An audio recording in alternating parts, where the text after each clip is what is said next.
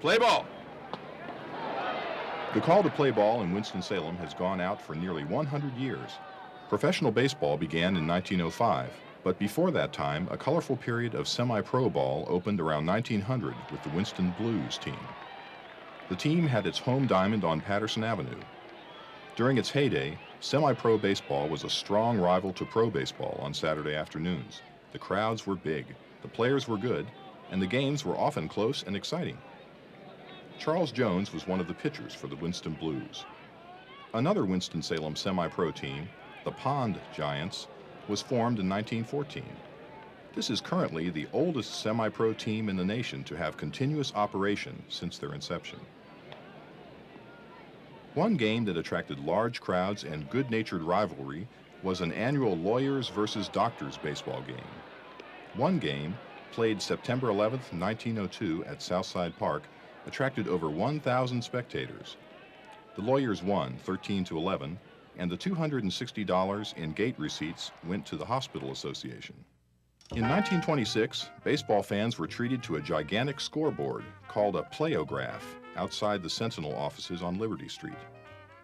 Erected just in time for the World Series in October, the scoreboard showed the names of players and followed the game action with scores and individual statistics. The street was closed to traffic on this Saturday as the New York Yankees played St. Louis in the first game of the series. Professional baseball came to Winston-Salem in 1905.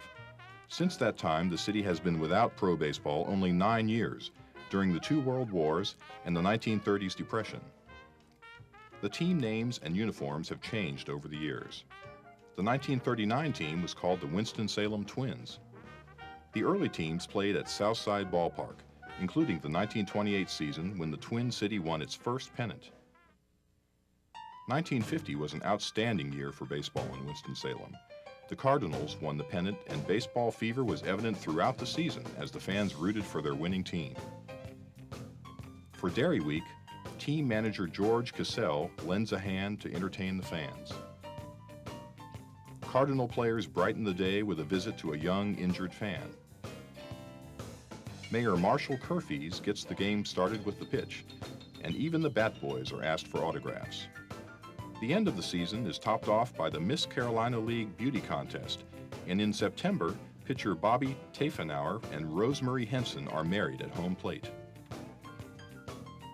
Southside Park, home to the Winston-Salem teams for many years, burned in 1955. Baseball fans had been lobbying for a new park for several years.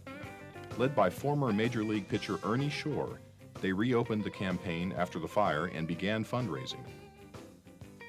Land was donated just north of the newly completed Coliseum by Charles Babcock.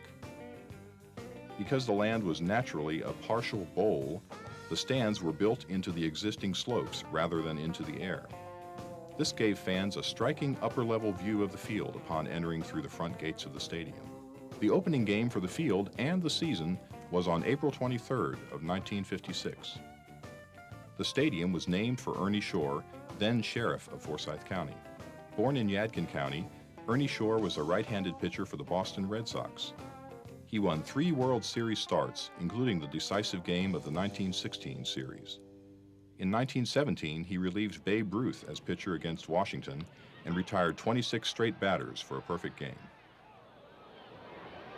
The largest crowd to see a baseball game here was on April 10, 1958, when 10,059 fans jammed the new Ernie Shore Field to see the New York Yankees play the Philadelphia Phillies in an exhibition game. Many teams have played in Winston-Salem over the years, from pro to semi-pro to high school to Little League to dirt lot. This month, the Winston-Salem Warthogs open their season at historic Ernie Shore Field on 30th Street, continuing the city's century-old baseball tradition. Batter up!